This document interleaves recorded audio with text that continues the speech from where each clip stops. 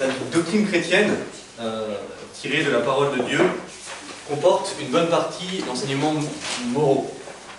Et il est vrai que pour celui qui rencontre le christianisme ou qui l'étudie, cet enseignement moral peut être un peu indigeste et peut devenir un frein à l'accession justement au Christ dans la démarche de conversion. Que ce soit par la rigueur de la morale ou par son côté antinomique par rapport à la pensée actuelle, la morale devient un obstacle souvent à la foi. Alors cet aspect évidemment est d'abord intéressant pour ceux qui n'ont pas la foi, évidemment, puisque nous allons principalement penser à ceux qui ne connaissent pas le christianisme et comment la morale va les bloquer. Mais même pour nous chrétiens, c'est assez intéressant parce que même pour nous, tous nos actes sont quand même soumis à la moralité, à la question du bien et du mal. Et la morale peut aussi, pour nous, être occasion de doute, d'incompréhension, voire de rejet du christianisme. Ça peut aussi nous arriver sur certains points que nous ne comprenons pas. Ainsi, il me semble important de travailler ce sujet, de réfléchir à cela. Et j'aimerais donc réfléchir avec vous pour savoir comment et pourquoi la morale rebute autant. Pourquoi est-elle cet obstacle au christianisme? Pour répondre, dans une première partie, il me semble important d'indiquer que le rejet de la morale n'est pas spécifique au christianisme, il est universel. Nous sommes à une époque où le mot moral fait fuir. D'abord parce qu'il est souvent synonyme dans nos esprits de rigidité, d'austérité, et donc la morale n'est pas séduisante. C'est-à-dire pour celui qui voudrait vanter le christianisme, ce n'est pas un bon élément de langage, c'est pas par le moral qu'il faut aborder les choses. Et donc, dans une première partie, j'aimerais bien indiquer justement ce rejet universel et voir en travailler un petit peu les causes. Dans une deuxième partie, il me semble important également d'indiquer qu'il y a un autre motif au rejet du christianisme à cause de la morale. C'est parce que le christianisme, ou en tout cas la manière dont il est perçu, a été faussé par certaines erreurs qui ont fait que souvent, la première chose à laquelle on pense quand on pense christianisme, c'est l'aspect moral. Pour beaucoup de gens qui nous entourent, quand on pense chrétien, on pense à l'aspect moral. Et cela, c'est dû à certaines erreurs qui se sont glissées dans la doctrine chrétienne, ou qu'on a laissé glisser dans la doctrine chrétienne, et j'aimerais justement travailler sur ce point également. Et enfin, dans une troisième partie, mon propos sera de redonner sa juste place à la morale, parce qu'il ne s'agit pas de brader la morale, c'est-à-dire de l'évacuer pour dire que le christianisme est séduisant. Il ne s'agit pas non plus simplement de dire qu'elle est séduisante pour que tout le monde se convertisse. C'est, à mon avis, une très bonne porte d'entrée dans la conversion des gens à la morale, si on a bien compris ce qu'elle était, parce qu'elle est un chemin vers le bonheur. Donc, nous allons commencer dès à présent par ce rejet de la morale, cette première partie. Nous allons essayer de comprendre pourquoi il y a un côté même désuet à parler de morale. Vu que notre société rejette complètement la morale, il n'est pas étonnant que le christianisme lui-même soit rejeté à cause de cela, parce que le problème de fond, c'est que pour l'homme moderne, la morale est incompatible avec le bonheur. Pour l'homme moderne, il y a une incompatibilité entre morale et bonheur, ou entre morale et liberté. Il y a un divorce qui est consommé entre les deux. Le rejet de la morale, il faut partir de la base, il faut bien comprendre que c'est une rupture énorme avec toute la tradition depuis l'Antiquité. Jusqu'au début du XXe siècle, tous les courants philosophiques, quels qu'ils soient, ont avancé l'idée d'une morale. Cela depuis l'Antiquité grecque, qui définissait comme une science qui étudiait les mœurs, morale ça vient des mœurs, qui étudiait les mœurs, les actions des hommes, en vue de l'obtention de la finalité de l'homme, du bonheur. Grosso modo, la morale, vous avez le bonheur qui est notre fin, nous sommes faits pour le bonheur, et c'est voir est-ce que nos actes nous conduisent au bonheur, ou est-ce que nos actes nous en éloignent. C'est ça la morale, c'est la réponse à cette question, est-ce que mes actes me conduisent au bonheur ou non? Ça c'est la tradition classique depuis les Grecs évidemment, repris par saint Thomas. En dehors du champ philosophique, la morale sera vraiment une étude des agirs de l'homme. Les moralistes se distingueront pour cela. Vous voyez, on verra au XVIIe même, vous pouvez penser à La Fontaine, à La Rochefoucauld ou à La Bruyère. Tous ces auteurs étudiaient les mœurs. Mais cette idée du bonheur, qui était le terme de la vie de l'homme, était essentiel chez eux. C'est-à-dire que tous nos actes devaient aller au bonheur. Il y a eu des ruptures à partir du XIVe siècle et après, à l'époque contemporaine en philosophie, des grosses ruptures sur la notion de morale, mais on doit quand même avouer que même chez un Nietzsche, où il y a une morale aristocratique, chez Descartes, chez Kant, chez Spinoza, il y a une morale. C'est-à-dire que tous ces penseurs conçoivent une morale. Qu'est-ce qu'ils entendent par là?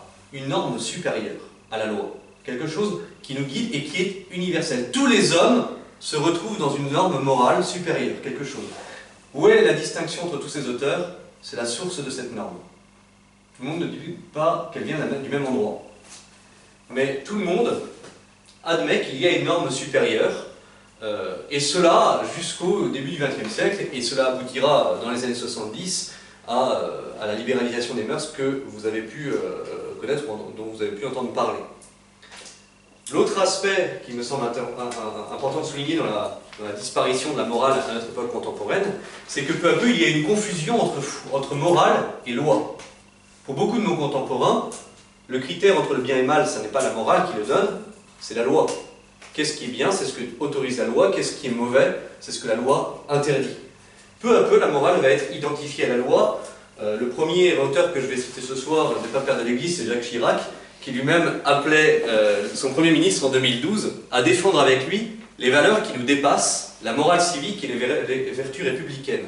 Il admet encore une morale, mais qui repose sur la loi et sur les vertus républicaines. C'est très important de voir cette confusion entre loi et morale, parce qu'aujourd'hui, elle est flagrante dans notre société. Qu'est-ce qui va définir un honnête homme aujourd'hui? C'est quelqu'un qui respecte la loi. Au XVIIe siècle, ce n'est pas du tout ça un honnête homme. C'est déjà quelqu'un qui a lu 1000 ouvrages, qui a lu 1000 livres, c'est-à-dire qui a une formation complète, qui possède la plupart des vertus. Et c'est ça qui fait l'honnêteté de l'homme. C'est un homme qui s'est élevé intellectuellement.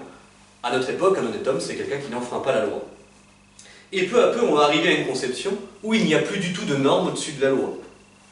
Ça, vous le voyez très bien, alors la phrase avait fait couler beaucoup d'encre, c'est encore Jacques Chirac qui avait dit ça, il n'y a pas de loi morale au-dessus de la loi civile. Je ne sais pas si vous vous souvenez, c'était au moment de la Constitution européenne, où certains avançaient une sorte de culture ou de civilisation supérieure aux intérêts européens, et lui avait dit qu'il n'y avait pas de loi morale au-dessus de la loi civile. Peu à peu, on va évincer toute loi supérieure à la loi civile. Donc toutes les croyances religieuses, toutes les coutumes, les traditions vont être évincées au profit de la loi morale, au profit de la loi positive. Un autre homme politique, plus récemment, a fait parler de lui en disant cela, en 2012. Il s'agit de François Fillon, lorsqu'il disait « Aucune croyance, aucune coutume, aucune tradition ne doit être au-dessus des lois de la République ». C'est-à-dire que la norme suprême pour eux, ce sont les lois positives. En fait, nous revivons le mythe d'Antigone. Pour ceux chez qui ce n'est pas très frais, je vous rappelle qu'Antigone avait enterré son mari contrairement à la loi édictée par Créon, c'est-à-dire qu'elle a contourné la loi, elle a désobéi sciemment à la loi, au nom de lois non écrites, mais immuables. Elle défendait une loi qui, pour elle, dépassait les lois de l'État, les lois non écrites et immuables. Bon, dans notre vie quotidienne, nous sommes tous confrontés à ce genre de problème, c'est-à-dire qu'il y a des lois positives édictées par l'État, et quand nous désobéissons à ces lois, c'est en obéissant à des lois supérieures. Voilà pour le premier aspect qui explique un peu le rejet de la morale, mais il y a un deuxième aspect qui est tout aussi essentiel, c'est qu'on a oublié que la morale était quelque chose de naturel, c'est-à-dire lié à la nature humaine. Elle était inscrite dans notre nature. Et pourtant, la tradition classique l'a enseigné jusqu'aux philosophes de la Renaissance, et encore, on pourrait même dire jusqu'à l'époque contemporaine. Aristote définissait ainsi la loi naturelle. Il prenait l'exemple de Sophocle, justement d'Antigone.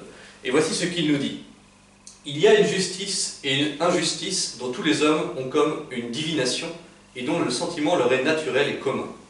C'est-à-dire que pour lui, il y avait vraiment un sentiment de justice et d'injustice qui était naturel, qui était inscrit dans notre cœur. Il n'y avait pas besoin d'une loi pour nous dire qu'une chose était injuste, on avait ce sentiment. Même quand aucun lien n'existe entre ces hommes, ni aucune communauté, ni aucun contrat. C'est-à-dire que c'est universel. On n'a pas besoin de s'entendre pour dire que le vol c'est mal, on le sent, on le sait, on a un sentiment commun. Un droit naturel, c'est donc une loi qui n'est ni d'aujourd'hui ni d'hier, qui est éternelle et dont personne ne connaît l'origine. Saint Thomas va reprendre cet enseignement le christianisant, et voici ce que nous dit saint Thomas sur ce point. La lumière de notre raison naturelle nous fait discerner ce qui est bien et ce qui est mal. Ce n'est rien d'autre qu'une impression en nous de la lumière divine. La loi naturelle n'est pas autre chose qu'une participation de la loi éternelle dans la créature raisonnable.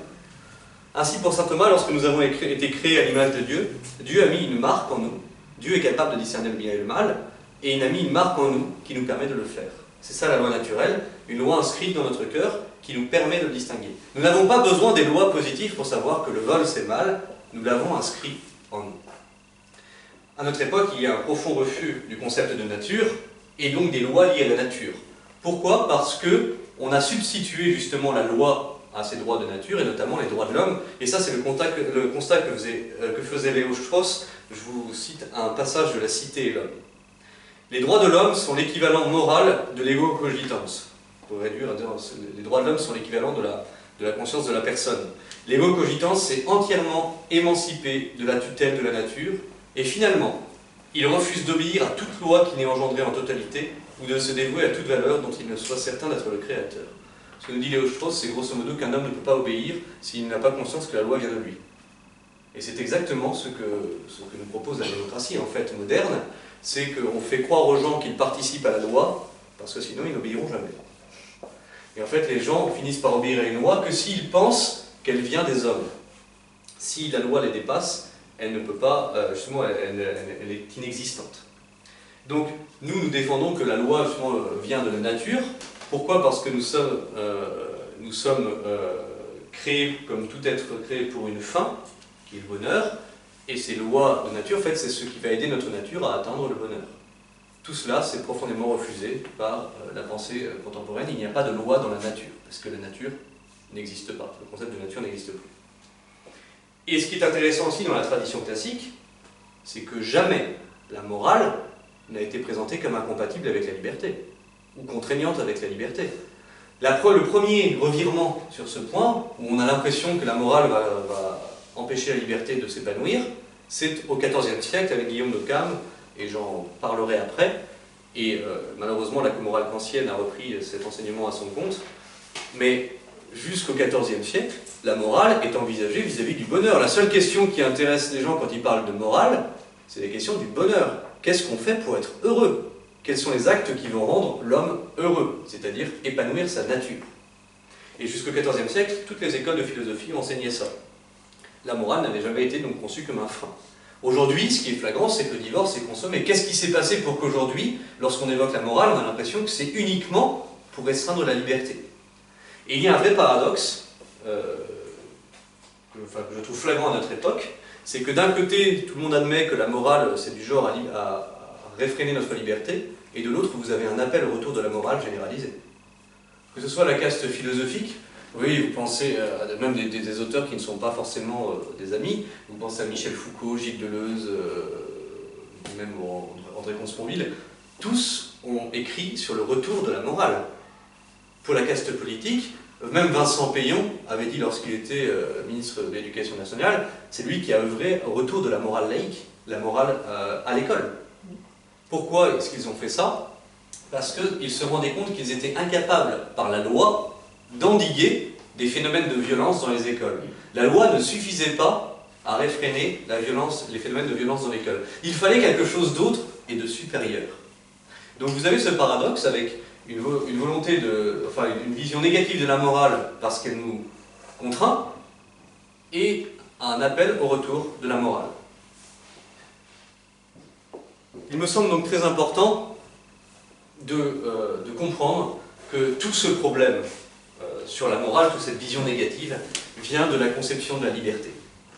C'est vraiment la vision moderne de la liberté qui rend la morale indigeste. Et c'est pour cela que je pense qu'il faut vraiment comprendre ce glissement sur la liberté. Comment est-ce qu'on est arrivé à cette liberté conçue comme une puissance absolue, c'est-à-dire faire ce qu'on veut. L'erreur donc vient, je le disais, de Guillaume d'Occam. Guillaume d'Occam, qui est un franciscain, douteux, qui a semé une zizanie dans un commentaire.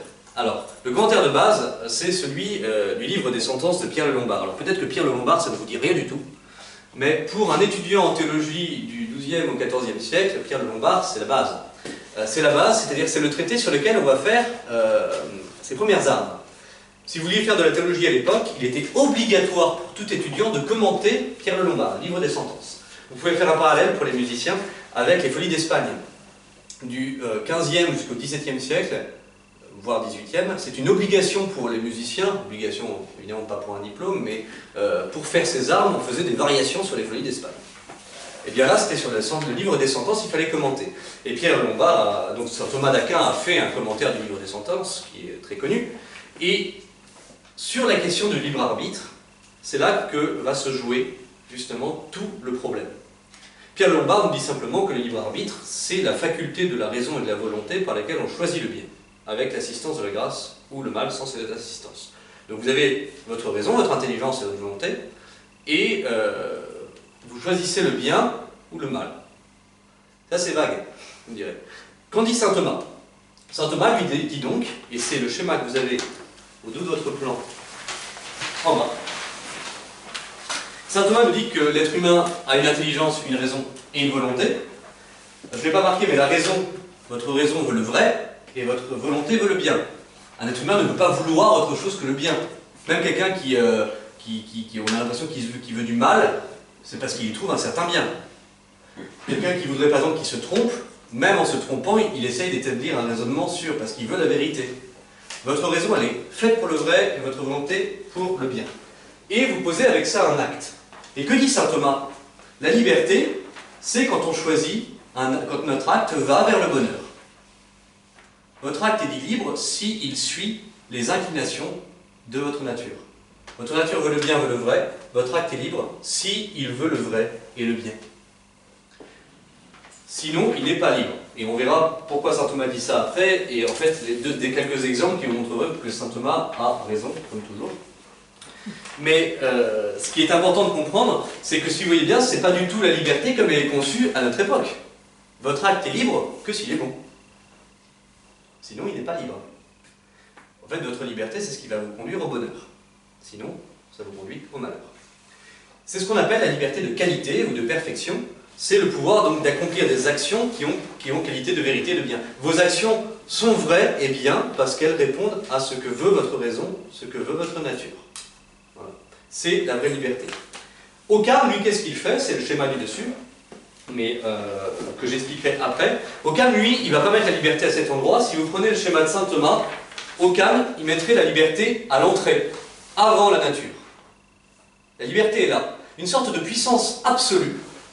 Et en fait, si vous la mettez là, vous oubliez que votre raison veut le bien et le vrai, vous faites ce que vous voulez. Et c'est ce qu'Occam dira, la liberté ne procède pas de la nature, ni de la raison, ni de la volonté, elle les précède. Donc le libre arbitre, c'est la première faculté de l'homme. Pour lui, l'homme a le pouvoir indifférent de choisir entre deux contraires. Vous pouvez choisir de faire une chose ou une autre, sans aucune inclination de nature. Vous pouvez contredire votre raison pour Occam. C'est une rupture ayant radicale avec ce que dit saint Thomas, parce que pour lui, pour Occam, l'homme peut choisir indifféremment d'être malheureux. L'homme peut choisir d'être malheureux. Ce qui me paraît complètement fou, parce que même l'homme qui choisit d'être malheureux, c'est parce qu'il y voit un certain plaisir, une certaine complaisance.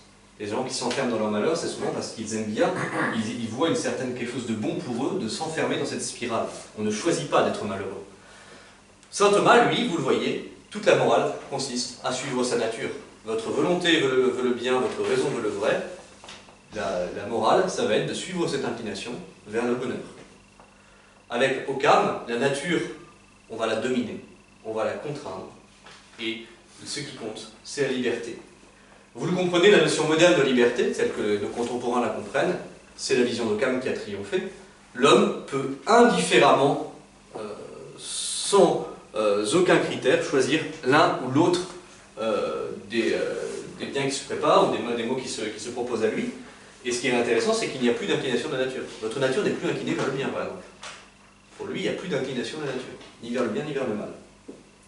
Donc, par exemple, Occam dira que l'homme peut librement cesser d'exister. Librement.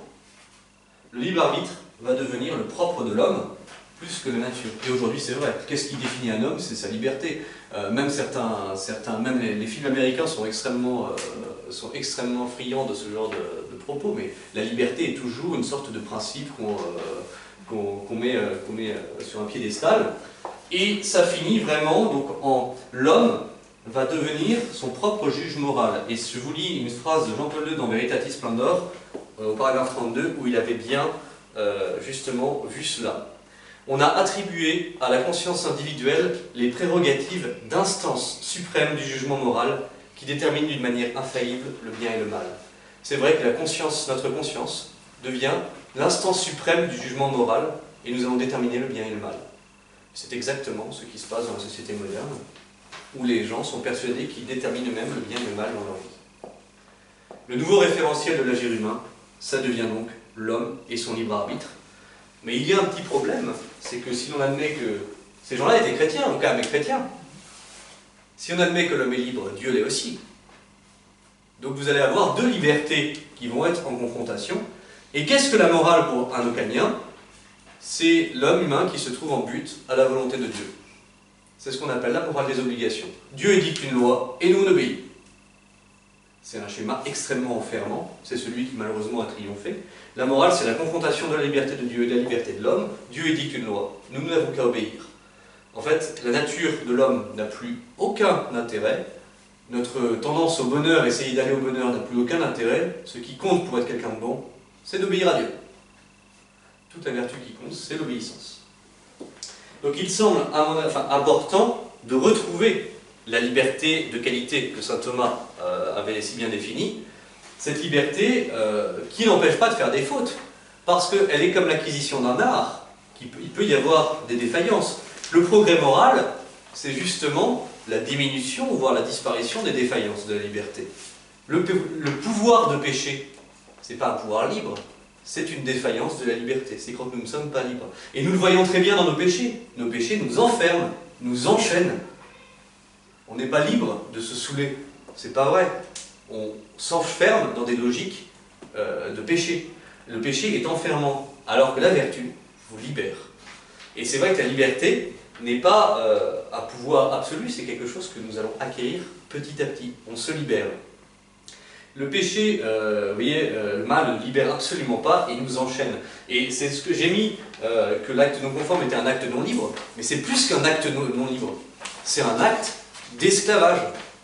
Nous devenons esclaves du péché dans lequel nous sommes tombés. Nous sommes esclaves d'une logique où nous ne pouvons plus sortir. Où est la liberté lorsque, vous voyez, on choisit le mal, soi-disant sous prétexte de la liberté, on choisit de faire le mal, ah ben j'ai le droit de faire telle chose, et petit à petit, j'ai le droit de prendre de la drogue, mais petit à petit, on se trouve enfermé dans une spirale. Le péché n'est pas du tout quelque chose qui nous libère ou qui montre notre liberté, il manifeste plutôt notre esclavage. La liberté de saint Thomas, elle, s'accorde parfaitement avec la morale. Et il faut bien comprendre que cette idée de liberté absolue est complètement illusoire parce que personne n'y croit. La liberté absolue, dans une société, ça s'appelle l'anarchie, et ça n'existe pas. Ça n'existe pas, sinon tout le monde se tape. Je suis libre de prendre les biens que je veux, je suis libre de prendre votre voiture, Si la liberté absolue existe, c'est une anarchie qui finit forcément de manière très violente. Il y a forcément des limites, qu'elles soient morales ou qu'elles soient positives. La loi peut donner des limites, t'es libre jusqu'à tel... Voilà. Donc, ce qu'il faut bien comprendre, c'est que toute liberté est conditionnée. Les gens qui vous disent que la liberté c'est absolu, c'est pas vrai. Toute liberté est conditionnée, elle a toujours des limites. Freud disait même qu'elle n'existait pas. Parce que pour lui, il y a tellement de déterminisme qu'elle n'existe pas. Mais il rejoint même quelqu'un comme Auguste Comte en sociologie ou Claude Bernard en sociologie expérimentale, vous diront la même chose. Il y a trop de déterminisme fait que les libertés sont forcément conditionnées. Donc tous ceux qui vous tiennent une liberté absolue, vous dire que c'est pas vrai. La société manifeste le contraire. Nous, chrétiens, nous allons également dire qu'il y a une liberté conditionnée, mais pas de la même manière. Notre liberté n'est pas infinie. Notre liberté, elle est conditionnée, mais elle est conditionnée par la fin que nous voulons atteindre, par le bonheur. Et là, je reprends la formule de Monseigneur Léonard, qui dit que nous avons affaire à une liberté qui est finie. Notre liberté a une limite, elle est motivée par la fin, par notre désir de bonheur, un but à atteindre. Voici ce qu'il nous dit. La liberté humaine est en train de se réaliser. Elle n'est pas une liberté acquise. C'est très important de comprendre ça. Quand un enfant dit « je suis libre », il faut le corriger de cette erreur de manière prompte, parce que on n'est pas libre, on ne n'est pas libre, on le devient. On se libère parce qu'il faut se libérer de ce qui nous retient, de ces esclavages justement du péché. Il faut se libérer. Et plutôt qu'un état de liberté dont on ne jouit pas d'un état de liberté comme une possession assurée, me dit Monseigneur Léonard. On ne peut pas revendiquer sa liberté. C'est une vocation, la liberté. C'est une vocation extrêmement exigeante pour devenir libre. Et c'est pas un fait qu'on peut enregistrer. Vous ne pouvez pas dire maintenant je suis libre. Non, on peut être libéré de certains péchés, mais justement, la liberté, c'est une vocation exigeante. Et donc c'est une condition, c'est vrai, c'est une finitude, et notre liberté a des limites, mais ce n'est pas une contrainte. Et l'idée de liberté de qualité ne s'oppose absolument pas à la morale, ou ne voit pas la morale comme une contrainte. Vous voyez, le contemporain voit la liberté des autres toujours comme la limite de leur liberté. Nous, notre seule limite, notre liberté, c'est la béatitude, c'est notre bonheur. Donc les dernières décennies, justement, notre société a subi de graves mutations. Il est évident que la morale rebute nos contemporains, mais tant qu'ils auront cette idée de liberté, cette idée faussée de la liberté, ils ne pourront pas justement comprendre l'intérêt d'une vie morale. Malheureusement, et là il va falloir battre notre coulpe, il ne suffit pas de redéfinir la liberté ou le désir du bonheur pour l'homme pour que la morale soit séduisante, et même pour que le christianisme soit séduisant. Dans la deuxième partie, j'aimerais justement étudier la transformation que le catholicisme a pu connaître au cours du dernier siècle, alors même au cours du 19e, 20e et 21e siècle, cette réduction à la morale. Pourquoi l'aspect moral rebute, pourquoi le christianisme peut rebuter à cause de la morale? C'est parce que pour beaucoup de nos contemporains, le christianisme est vu comme une morale. Et ils n'ont pas forcément tort. Saint François de Sales aimait à dire qu'on attire plus les mouches avec une cuillerée de miel qu'avec 100 barils de vinaigre. Il voulait manifester ainsi que lorsqu'on s'occupait des âmes, tous les arguments ne se valaient pas et toutes les manières d'aborder les âmes ne se valaient pas. Eh bien, quand on veut parler à quelqu'un qui n'a pas la foi, c'est la même chose. Si vous arrivez avec votre morale de but en blanc, c'est pareil, ça ne marchera pas forcément. Lui présenter l'aspect moral n'est pas toujours ce qu'il y a de bon. Or, pour nos contemporains, c'est malheureusement le premier aspect qu'ils vont voir. Pourquoi? Parce que le christianisme a évolué et certaines erreurs doctrinales ont fait que peu à peu il y a eu une transformation extérieure dans la perception du christianisme. Pour beaucoup, c'est la morale qui sort d'abord. Et cela me paraît profondément erroné, ça repose sur des principes qui sont très faux, issus de la théologie protestante et janséniste. Et le deuxième aspect, qui me paraît aussi très important, qui montre que la morale peut être rebutante pour ceux qui ne connaissent pas le christianisme, c'est que ce qu'on connaît de la morale chrétienne est absolument réducteur, faussé, et à mon avis, la morale chrétienne, enfin le christianisme se détruit, détruisant lui-même sa morale, se détruit lui-même. Donc il y a une double transformation qu'on va voir successivement. D'abord une évolution externe dans la perception, cette évolution du christianisme que je mentionne en première partie, et après une évolution interne dans la doctrine morale elle-même. Donc la transformation du christianisme. Pourquoi les gens, à l'extérieur du christianisme, voient surtout l'aspect moral? Déjà, il faut bien comprendre que depuis les années 30, en France, suite à la crise du modernisme du début fin du 19e et début du 20e siècle, il y a beaucoup de pans de la théologie catholique qui ont été abandonnés. Il y a eu une destruction vraiment de la théologie dogmatique, une attaque incessante contre les dogmes par les théologiens, mais là j'en veux pour preuve tous les actes du magistère qui en permanence ont rappelé aux théologiens qu'ils n'avaient pas le droit de faire certaines choses. Je vous citerai tout à l'heure Veritatis Splendor qui est éloquent sur le sujet.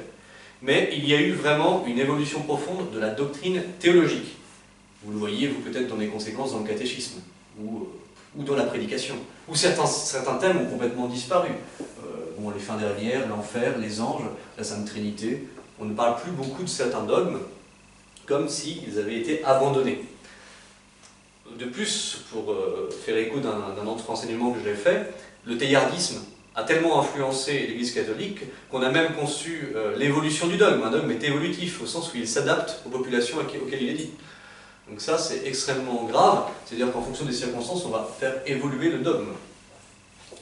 Et même pour les chrétiens, les vérités de foi arrivent souvent au second plan. D'abord parce qu'il y a eu ce développement du sentiment religieux, condamné par tous les papes jusqu'au pape François. Le sentiment religieux, justement, la foi n'est plus l'adhésion à une vérité révélée, la foi c'est ce qu'on ressent, ce qu'on sent au profond de nous-mêmes. C'est évidemment une opinion erronée. Le volontarisme s'est imposé de telle manière qu'on a un primat de la volonté sur l'intelligence. Qu'est-ce qui va toujours prévaloir dans la vie chrétienne? La charité plutôt que la foi. Le faire plutôt que l'être. À quoi va-t-on définir les chrétiens dans notre société? À ceux qui le font et non pas à ceux qui le croient. Les gens ne savent plus ce que sont les chrétiens. Ils ne savent plus parce qu'ils ne savent plus quelles sont les croyances des chrétiens. L'éthique va complètement supplanter la foi. L'agir va être mis en avant de manière parfois outrecuidante. Et je vais citer un auteur, alors ça qui n'est pas catholique, c'est Jacques Ellul, qui est un théologien protestant, mais qui est un auteur à mon avis tout à fait crédible, qui commente justement cette évolution du christianisme. Il a écrit un ouvrage qui s'appelle « La subversion du christianisme ». Et voici ce qu'il nous dit. Lui, il dit justement que dans le christianisme, la morale est passée au-dessus de la foi. Le christianisme est devenu avant tout une morale. Il est imposé comme tel. Il est un code de conduite. Il n'est plus question de liberté ni de transgression. Il n'est plus question de dire aux gens « aime et fais ce que tu veux ». C'est la formule de Saint-Augustin. Il n'est plus question de tout centrer sur la foi et tout faire dériver de la foi. Non, c'est trop dangereux, c'est trop aléatoire. Il ne faut pas faire appel à la responsabilité personnelle ni à l'initiative. La vertu majeure qui est développée au nom de l'Évangile partout, c'est l'obéissance. Eh bien, je pense que son constat est tout à fait juste. Aujourd'hui, la seule vertu qui semble mise en œuvre vis-à-vis de la parole de Dieu ou même du magistère, c'est l'obéissance. On a vraiment un élan moral qui est complètement désaxé. Il ne s'agit pas, je verrai en troisième partie, il ne s'agit pas de brader la morale, comprenez bien mon propos, mais de voir sa juste place.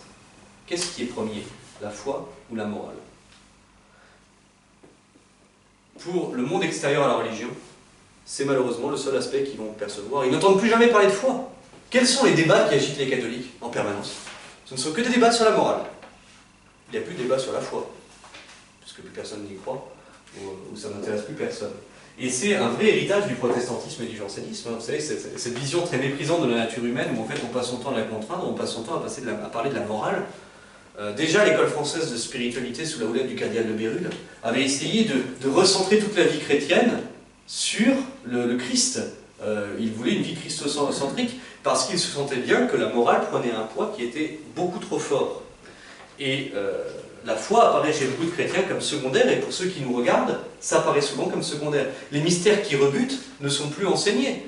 Allez dans une école, parler de la résurrection, vous passez pour un farfelu.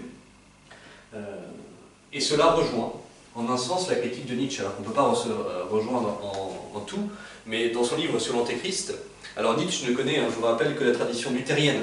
Il est fils d'un pasteur luthérien, donc évidemment ce qu'il connaît du christianisme, ce n'est que la tradition luthérienne. Mais Nietzsche, dans son ouvrage sur l'Antéchrist, fait une violente critique du christianisme.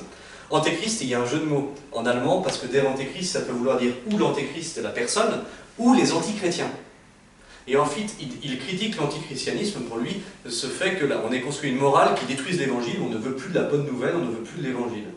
Et cette critique est assez juste à mon avis, alors même si elle est encore plus vraie chez les protestants, qui ont une morale extrinsèque, hein, qui est complètement déconnectée de leur vie de foi, mais chez nous, il y a un peu cela, et on trouve un écho de cette philosophie chez un autre philosophe qui lui est chrétien, mais existentialiste, c'est Kierkegaard, qui fait exactement la même critique que Nietzsche, cette subversion où la morale a supplanté la foi.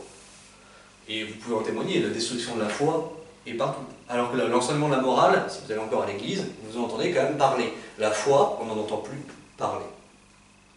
Et c'est ce qui conduit nos contemporains à voir le christianisme comme une religion du livre. Cette expression religion du livre vient du Coran. C'est ainsi que les musulmans désignent les juifs et les chrétiens comme religion du livre. Et nous sommes comparés ainsi à ces religions, et cela vient du comportement des chrétiens pour la plupart, souvent volontaristes, appliquant les règles sans même les connaître, récitant les dogmes sans forcément les connaître et sans forcément les approfondir. Et Dieu sait que Benoît XVI, enfin ça va gagner à Ratzinger, mais c'est sa plume, même si l'encyclique est de Jean-Paul II, dans Fides et Ratio, avait bien insisté sur ce fidéisme dangereux qui consistait à affirmer un dogme sans jamais chercher à l'approfondir ou à le travailler. On revendique tout le temps l'argument d'autorité de la Bible. La Bible dit ça, mais sans savoir ce que la tradition en dit. Combien de fois dans les débats,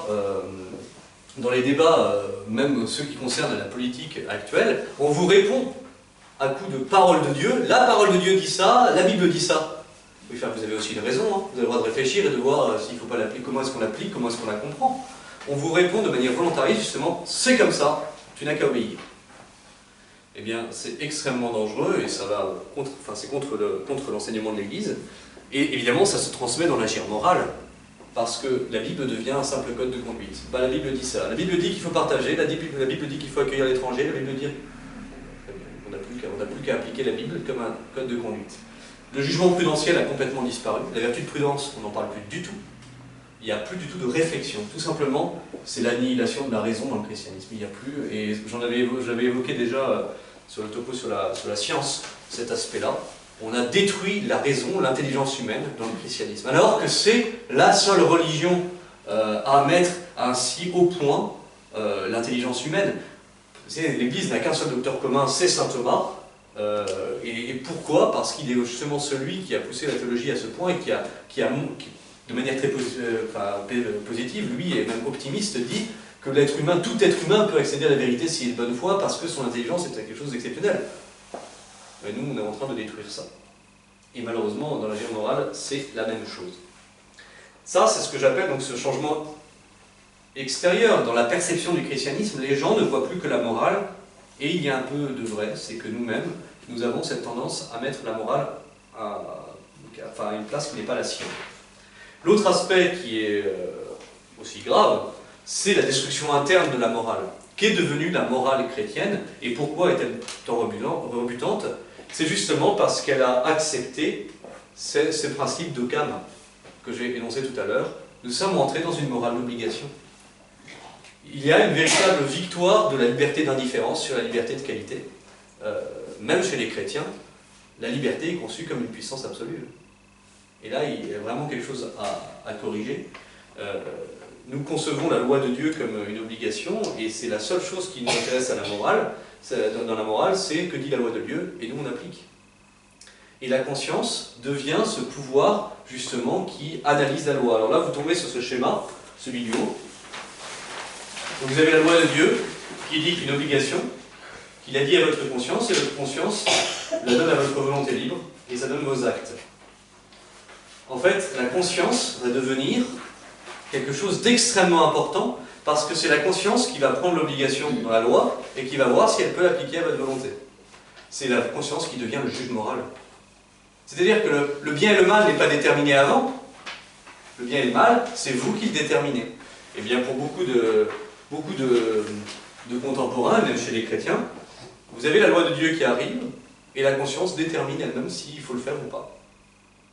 Alors qu'en fait, c'est pas du tout dans ce schéma-là que ça devrait marcher. Ça finit toujours ou par un rejet de la morale, ou alors par une obéissance aveugle. Parce que quel est le rôle de la raison dans ce schéma, de l'intelligence? Il est nulle part. La raison n'est bonne qu'à présenter la loi. La loi dit ça. Mais votre intelligence, je pense, est capable de faire mieux que cela. Et Occam donne un exemple qui va vous permettre de comprendre.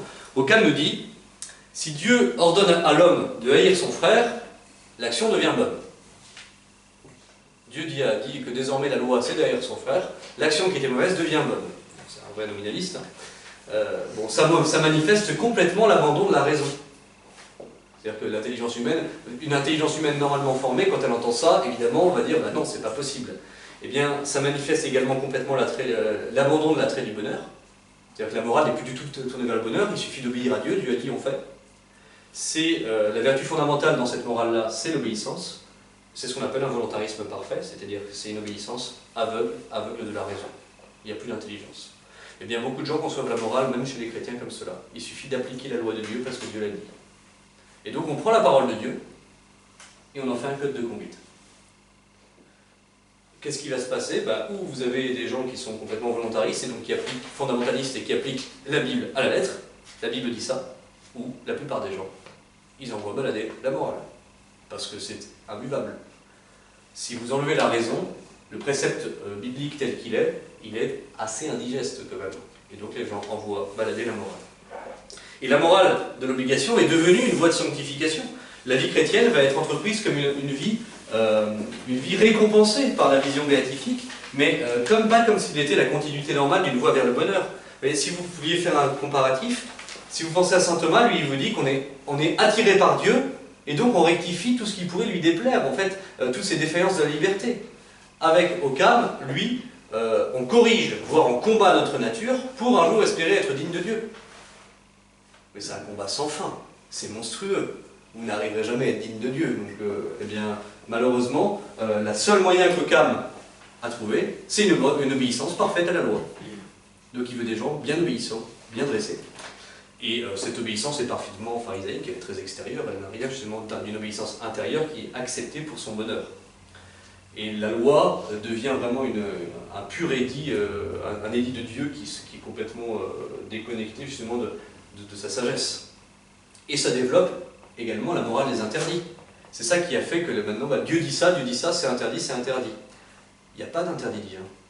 Où est-ce que vous avez vu qu'il y avait des interdits divins? Dieu dit qu'il y a des actions qui conduisent au bonheur et d'autres qui conduisent au malheur.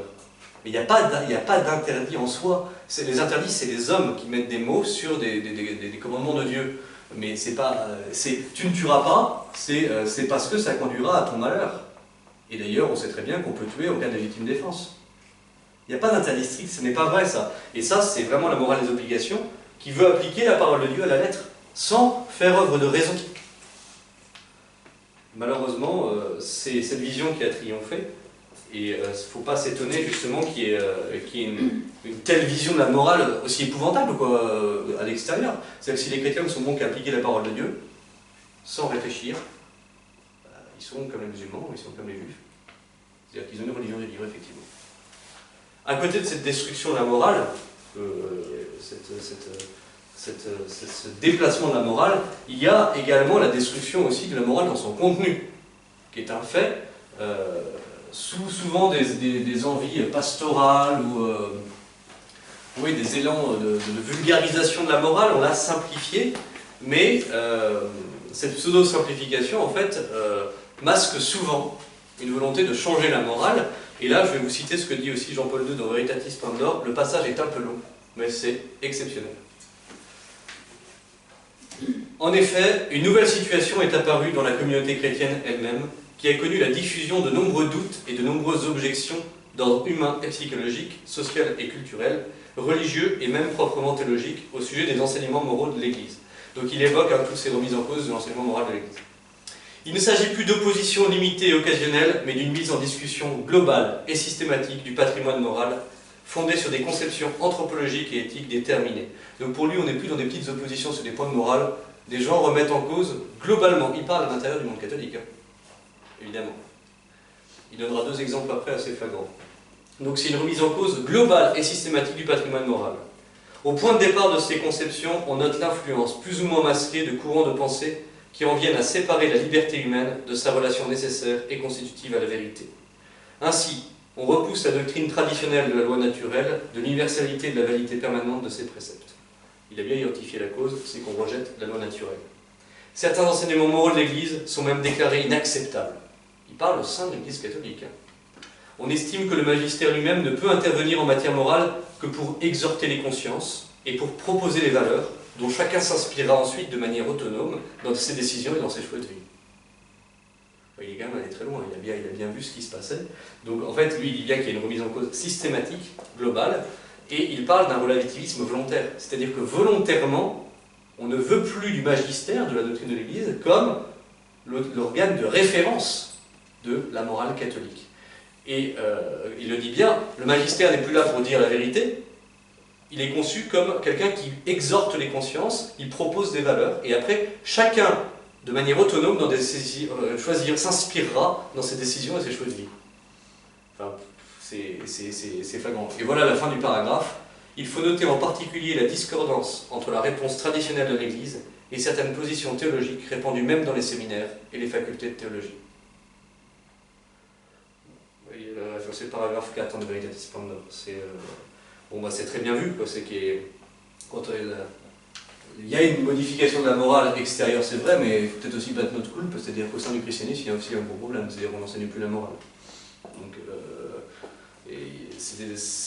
on en fait sous des aspects de bonne volonté, que je ne dénie pas. Il y a des pasteurs qui sont de bonne volonté, qui veulent attirer les gens, mais on n'attirera pas les gens en transformant le message du Christ. C'est pour ça, c'est faux. Un autre aspect qui me tient plus à cœur, mais ça c'est plus personnel, même si il y a des auteurs qui accréditent les thèses que je soutiens, c'est que la réduction de la morale, ou la simplification, connaît aujourd'hui un autre tournant, c'est la focalisation sur la morale sexuelle. Aujourd'hui, on vit à une époque de morale de bas étage. Il semble que la seule chose qui intéresse les catholiques, c'est la morale sexuelle. Baladez-vous sur les blogs catholiques. Tous les blogs un peu à la mode de brancher de catho versaillais, il n'y a que ça. Alors je ne veux pas attaquer certains noms, je pourrais... non mais bon, voilà, les curés à la mode se font un business là-dessus. Enfin, la morale, c'est un peu plus que ça quand même. Désir du bonheur, c'est un peu plus que cet aspect-là. Et il n'y a plus que ça. Les livres défraient la chronique, certains publient des livres destinés à la jeunesse, comme ça on est sûr qu'on met dans la tête des gens des idées malsaines, c'est bien. Alors il y a une réaction à la débâcle de 68 qu'on peut comprendre, évidemment, mais il y a aussi un voyeurisme que je trouve de très mauvais aloi. Et voici ce que dit Samuel Lyon, qui est un journaliste chroniqueur qui a écrit beaucoup sur la liturgie. Et il a écrit un article sur liturgie, sexe et foi, et il résume bien en disant que les débats qui agitent l'Église aujourd'hui entre conservateurs et libéraux sur les questions de sexualité sont bien les symptômes du stade terminal de cette décadence. C'est parce qu'on n'est plus capable de parler de la foi, de parler de choses intéressantes, qu'on se focalise sur ce qu'il y a de plus bas dans l'homme. Bon, je trouve ça donne une image répulsive du christianisme. Quand on voit les tradis et on voit les modernos qui se tapent dessus à propos de l'histoire de Kiki, faut pas s'étonner que les gens à l'extérieur de nous considèrent comme des fous. Enfin, il n'y a pas autre chose, la foi n'intéresse plus les gens. Bah, moi je pense qu'il faudrait mieux parler aux gens du bon Dieu, c'est absolument plus important. Et on le voit très bien, cette focalisation, dans la manière dont le péché est conçu aujourd'hui. Pour la plupart des gens, quels sont les péchés les plus graves? C'est toujours les mêmes. L'aspect moral et l'aspect moral sexuel. Quels sont, selon saint Thomas, les deux critères qui fondent la gravité d'un péché? C'est la personne offensée et la vertu offensée. La personne offensée, c'est forcément Dieu, les péchés les plus graves, et les vertus, forcément foi, charité, espérance. Les péchés les plus graves seront dans l'ordre de la foi, de la charité et de l'espérance. Eh bien, il y a deux péchés contre la foi qui ont complètement disparu du vocabulaire de la morale chrétienne. On n'en entend plus jamais parler, c'est l'hérésie et l'apostasie. Parce que ces péchés ont disparu? Je ne crois pas que les hérésies et l'apostasie aient disparu. Et bien pourtant, on n'en parle plus du tout. Et à mon avis, c'est la force du diable de faire croire qu'il n'existe pas. Et bien justement, quand on oublie un péché comme s'il n'existait plus, c'est peut-être qu'il est très répandu, même de manière inconsciente, les gens ne savent même plus qu'ils sont dans l'erreur. Mais il faut peut-être se rappeler les premiers siècles de l'Église. Quels étaient les péchés les plus graves? Ce sur quoi tous les actes des apôtres insistaient au début, c'est sur la foi, les conversions. On a complètement oublié cet aspect-là. Donc, loin de moi l'idée de rejeter la morale chrétienne, même dans tous ses détails et tous les aspects de la vie humaine qu'elle peut concerner. C'est pas du tout mon propos. C'est-à-dire qu'il faut remettre les choses à leur juste place. Et c'est justement ce que je propose de faire en dernière partie, c'est de redonner à la morale sa juste place, de la remettre, de lui redonner sa dignité en fait. Elle vaut mieux que ça. Elle vaut bien mieux que ce à quoi elle est aujourd'hui réduite. Pour cela, il faut évidemment donc, réparer le divorce entre morale et bonheur. Il faut réconcilier ces deux notions. Et on verra ensuite que la morale catholique peut être vendue, elle peut être dite aux gens parce qu'elle a des spécificités qui font qu'elle est quand même séduisante, mais qu'on ne dit pas souvent. Alors, pour ce qui est de réparer le divorce entre morale et bonheur, ça passe par une redécouverte de la nature de l'homme et de la loi naturelle, évidemment. Il faut redécouvrir la nature spirituelle de l'homme, redécouvrir que notre nature tend vers le bien, le vrai et le bon. Notre nature est spirituelle parce qu'elle est à l'image de Dieu. C'est la seule manière de restaurer la liberté.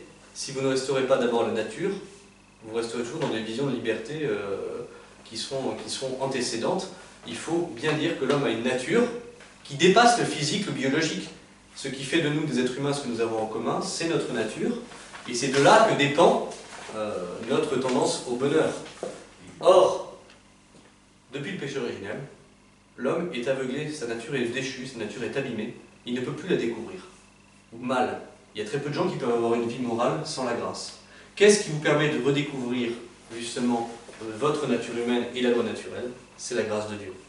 C'est parce que vous avez choisi Dieu que vous allez pouvoir petit à petit connaître sa loi inscrite dans votre cœur. Comme tout être de nature, nous avons une fin, et quand est-ce qu'on avance bien? Quand on marche, quand on connaît son objectif. Eh bien, c'est quand on connaît notre finalité ultime, quand on sait ce qu'on veut et ce où on va, qu'on va avancer correctement. En fait, en morale, tout dépend de l'option fondamentale que vous prenez. Celui qui a pris le désir de suivre Jésus-Christ, de s'attacher à lui, il arrivera au bout. Il arrivera au bout.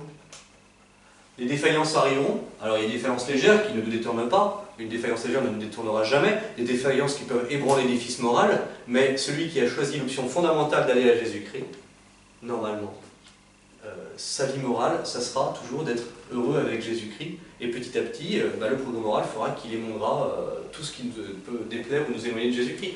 Il faut bien comprendre que toute notre vie morale est influencée par cette option fondamentale du choix de Jésus-Christ. Si vous vous battez contre certains péchés en oubliant cela, vous allez droit dans le découragement. Vous allez vous arrêter sur ce péché, vous oublierez tout le reste.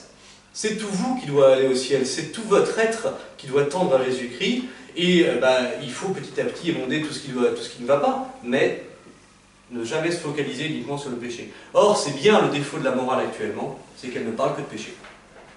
La morale, c'est pas une histoire de péché simplement, c'est aussi la vertu, c'est aussi le bonheur, la béatitude. On ne parle que du péché, quand on parle de la morale, on a l'impression que tout ce qui ne va pas, quoi. Il n'y a pas que ça, la morale, c'est aussi le bonheur. Et plutôt que, on va se confesser, on s'accuse des péchés. Il ne s'agit pas uniquement d'entrer dans une lutte contre le péché, mais d'un combat pour la vertu. Et nous, on voit souvent l'aspect lutte contre le péché. On ne veut pas recommencer. Enfin, plus vous pensez à un truc que vous ne voulez pas faire, plus vous le faites. On est des êtres humains. Eh bien, parce qu'on n'a pas assez ce désir de bonheur et ce désir de vertu, de combat pour le bonheur. On n'est pas dans une démarche assez positive. Et c'est pour ça que la morale est si peu vendeuse. Si vous êtes en permanence à dire aux gens il faut lutter contre des défauts, lutter contre des défauts, lutter contre des défauts, normalement les gens, on fait une pause. Les gens ne suivront pas. Donc il faut justement revenir à cette option fondamentale. Et c'est ça le rôle de la prière. Le rôle de la prière, c'est cette relation à Dieu qui est notre fin pour qu'elle éclaire en permanence notre vie morale. Mais s'il n'y a pas ce lien avec la fin, avec notre béatitude finale, c'est sûr qu'on va l'oublier, enfin, elle aura moins d'impact sur notre agir moral. Il faut redécouvrir la loi naturelle. Ça veut dire abandon de toutes les influences protestantes, aucun pessimisme sur la nature évidemment, aucun légalisme, on n'est pas des légalistes, abandon évidemment du nominalisme qui exclut lui la nature. Pour l'homme moderne, c'est vrai que la liberté, liberté et nature, ça s'oppose, parce que qui dit nature dit loi de nature. Non, il faut revenir à cette nature humaine qui est commune et qui a des lois inscrites, mais qui ne sont pas des... C'est pas Dieu qui a décidé que c'était comme ça. Certes, c'est vrai en un sens, mais il a surtout décidé que ça serait comme ça pour qu'on soit heureux. Il ne faut pas oublier la fin de la phrase, c'est pour notre bonheur. Il n'a pas décidé comme ça, il dit c'est un test sur terre, si tu remplis les critères, tu iras au ciel. Non, il a décidé que ces lois étaient bonnes pour nous. C'est pas une pure loi, les chrétiens feront ça. Non, c'est parce que c'est la leçon pour aller au bonheur. Et c'est ça qu'il faut redire aux gens. Ça ne s'oppose absolument pas à la liberté, justement. Ça, à mon avis, ça permet de l'épanouir. Il faut s'appuyer sur la loi naturelle, mais il y a une réciprocité des causes. Vous allez travailler, il faut redécouvrir la nature humaine, il faut consolider l'édifice naturel, toutes les vertus naturelles que vous apprenez à vos enfants, il faut les consolider pour être un être humain qui sera un bon socle de la grâce. Mais il y a réciprocité des causes. Par la relation que vous avez à Dieu, vous allez mieux connaître votre nature. Le père Pinkers, qui est un très grand moraliste, dont je me suis beaucoup servi évidemment pour ce topo, a une formule que je trouve merveilleuse. La parole de Dieu nous révèle Dieu lui-même, il révèle l'homme à lui-même. Et c'est tout à fait vrai. À la fois, la parole de Dieu nous permet de connaître qui est Dieu, c'est la révélation, mais elle nous permet de savoir qui on est. Parce que c'est la foi, justement par la connaissance et la croyance en Dieu, eh bien, ça permet de faire partir ce voile du péché originel et qui nous permet de nous connaître nous-mêmes et de connaître notre inclination au bien. On n'est pas des mauvais bouts, on veut le bien. Et il faut en être persuadé que notre nature peut faire le bien et qu'elle se réalise dans cette liberté, justement. Enfin, dernier aspect, dans ce divorce entre morale et bonheur, il semble qu'il faille bien distinguer entre joie et plaisir. Discours difficile à entendre pour nos contemporains, c'est vrai. Et pourtant, il me semble essentiel. Non pas que les chrétiens soient des opposants au plaisir, seulement il faut bien concevoir que le bonheur ne peut pas reposer sur le plaisir qui est éphémère. Une vraie conception du bonheur demande un dépassement du plaisir, parce qu'elle se fonde sur la joie. Saint Augustin, dans sa fameuse définition du bonheur, lui identifie joie et bonheur. Il dit que c'est la joie de la vérité, le bonheur. Alors, dans les béatitudes, exemple concret, il est bienheureux les persécutés. Le bonheur est présent, bienheureux, les persécutés, le plaisir, je ne sais pas où est-ce qu'il est. Mais on voit bien que le bonheur est possible, mais qu'il est assez incompatible avec le plaisir, ou en tout cas, il ne peut pas reposer sur lui. Pourquoi? Parce que plaisir et joie fondent deux conceptions du bonheur antinomiques. Le plaisir donne une conception du bonheur d'ordre sensible, la joie sera d'ordre spirituel. Et le plaisir, c'est une sensation agréable causée par le contact d'un bien extérieur. Prenez un verre de vin. Il y a une sensation agréable causée par le contact d'un bien extérieur. Quel est le propre de cette sensation? C'est qu'elle est éphémère, malheureusement, et qu'on veut recommencer. On en veut un autre. Voilà, c'est le plaisir. Et on n'en aura jamais assez. C'est le propre aussi du plaisir. Donc, la joie, c'est exactement l'inverse. La joie, c'est la saveur d'un effort de longue durée et ça va rester durable. Pensez à un travail que vous avez accompli. Le mieux, c'est le travail manuel, parce que vous voyez la réalisation que vous avez faite. Imaginez, vous voyez ce que vous avez fait, vous contemplez au bout d'un long travail, vous voyez ça, vous êtes content. Des années après, vous pouvez encore contempler votre travail. Eh bien, c'est ça la joie. C'est bien plus profond. Le plaisir, vous voyez, s'oppose à la douleur. La joie, elle est née souvent de l'épreuve qui a été surpassée, de la souffrance acceptée, avec courage. Le plaisir, enfin, il est individuel, alors que la joie, elle se partage. Elle est communicative. Moi, je me souviens d'une phrase d'un homme politique qui s'adressait à la jeunesse et qui disait « Le plaisir abaisse, la joie élève ». Et je pense que c'était une bonne manière de parler à la jeunesse, parce qu'à l'époque, on savait parler à la jeunesse. Mais c'est vrai qu'il faut bien comprendre que le plaisir nous affaiblit, alors que la joie nous rend forts. Et le plaisir est éphémère à chercher le plaisir. Et pourtant, les philosophes grecs avaient déjà bien expliqué que le bonheur ne pouvait résider dans ces choses-là, dans la quête des honneurs, de l'argent, de la réputation. Non. Parce qu'on en veut toujours plus, il n'y a aucune limite. Alors que la joie, justement, la joie va être le signe indicatif de notre vie morale. C'est pour ça qu'on dit qu'un chrétien doit être joyeux. Chrétien joyeux, c'est pas un chrétien béni oui qui est content de tout ce qui lui arrive parce que Dieu l'aime. Le chrétien joyeux, c'est celui qui voit qu'il avance vers le bonheur, justement vers la béatitude, et qui voit sa vie morale avancer. C'est une satisfaction pour l'effort accompli. C'est une joie beaucoup plus profonde. Même si parfois on a des petites joies éphémères qui sont bienvenues, mais c'est un bon signe indicatif. Un chrétien doit être joyeux pour cela, sinon c'est mauvais signe, justement. Mais pour que cette joie éclose, il faut en payer le prix. Il faut des renoncements qui sont libérateurs, justement, se libérer de certains esclavages. La joie, elle est souvent découverte, c'est vrai, au terme d'une épreuve ou d'un pas décisif. Il y a des étapes dans la vie d'un chrétien. Il y a des étapes, des douleurs qui font que malheureusement, l'être humain n'apprend souvent que dans l'épreuve, et c'est vrai que les étapes spirituelles, c'est souvent à travers des épreuves, et des épreuves assez longues, parce qu'il y a des épreuves plus courtes, mais il y a des épreuves justement plus longues qui nous forgent. Et comprenez bien que cette joie ne détruit absolument pas le plaisir, elle va l'affiner. Elle va garder le meilleur du plaisir, justement. Elle va sûrement savoir l'utiliser, le doser. Enfin, dernière partie, sur la défense de la morale catholique. On ne la défend pas assez. Alors, bien, on peut penser au contenu, qu'il faut défendre le contenu. Vous savez bien qu'il faut le défendre contre les attaques parfois très virulentes.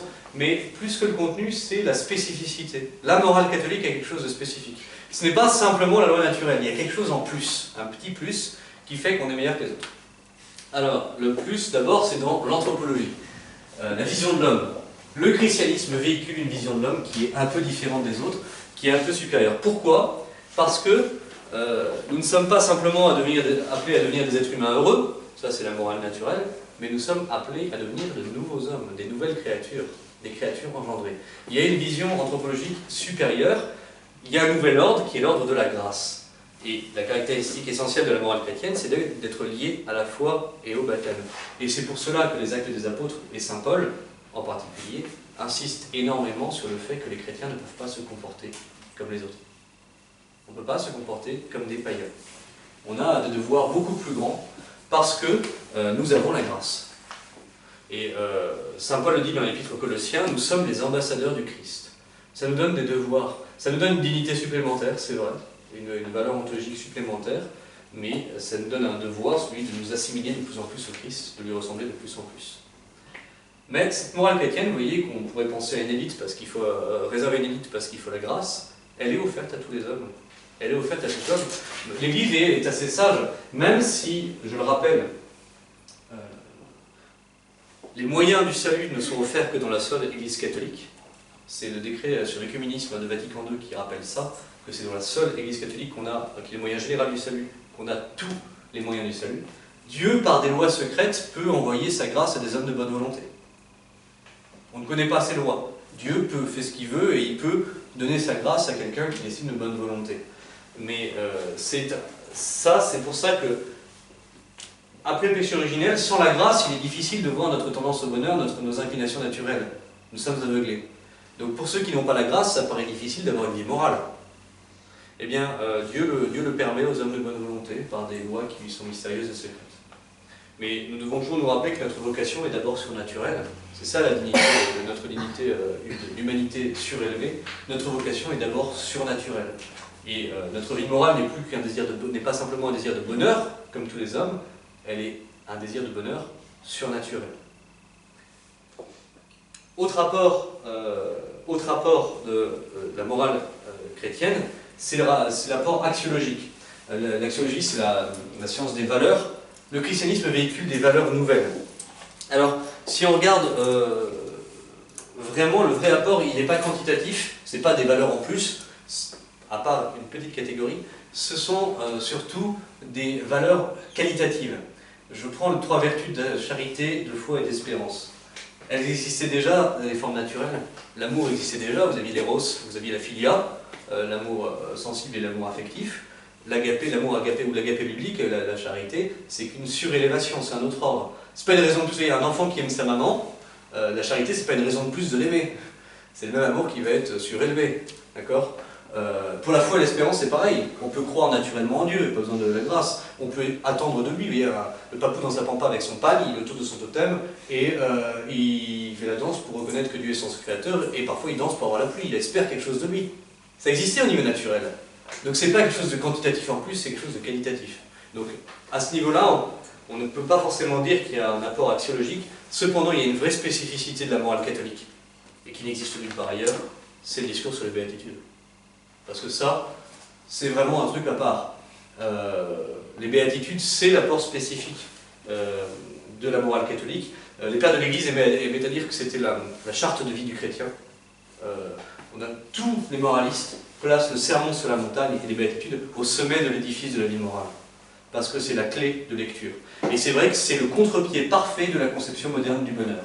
Bienheureux les pauvres, bienheureux les doux, bienheureux ceux qui pleurent, bienheureux ceux qui ont faim et soif de justice, bienheureux les miséricordieux, bienheureux les purs, bienheureux les artisans de paix, bienheureux les persécutés. C'est le contre-pied exact de la morale du bonheur, de la conception actuelle du bonheur. Donc ça, c'est la vraie spécificité morale chrétienne. Enfin, dernier apport, l'apport normatif de la morale catholique. Est-ce que la morale catholique apporte des principes éthiques en plus? Est-ce qu'on a des commandements en plus parce qu'on est chrétien par rapport à la morale naturelle? Bien oui, il y en a quand même quelques-uns. Même si la vérité chrétienne, enfin la doctrine chrétienne reprend la morale naturelle, on a quand même quelques commandements en plus. Il y a des préceptes propres à la morale catholique. Et Paul VI, dans son discours à la Commission biblique internationale en 1975, a rappelé que c'était le devoir des exégètes. Justement, le travail de l'exégète, celui qui travaille la Bible, c'est de nous donner ces commandements. Pourquoi Paul VI rappelle ça? Parce qu'il s'en prend à tous ces exégètes qui cherchent à dire que tel précepte a été ajouté par un évangéliste et n'est pas de Jésus-Christ. Et Paul VI rappelle que plutôt que de chercher à détruire l'écriture sainte, le travail de l'exégète, c'est de nous donner ces commandements spécifiques.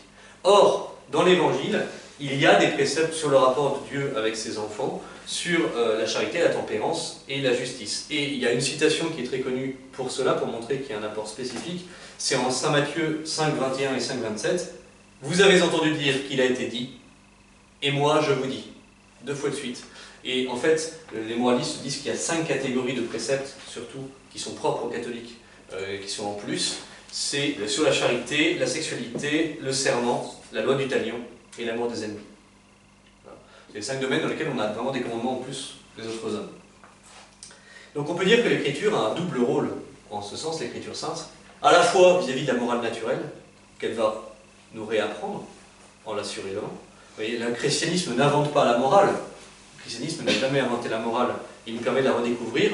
Il nous permet de retrouver une vie morale qui était difficile à mener après le péché originel. La vie chrétienne ne détruit pas la vie naturelle, elle permet de la retrouver. Ça, c'est vraiment, aujourd'hui, quand les gens attaquent la morale chrétienne ou l'aspect moral dans le christianisme, il faut bien leur comprendre que, faire comprendre que ça, c'est pas une spécificité. Quel que soit l'être humain où qu'il soit, il aura une vie morale, s'il veut être honnête.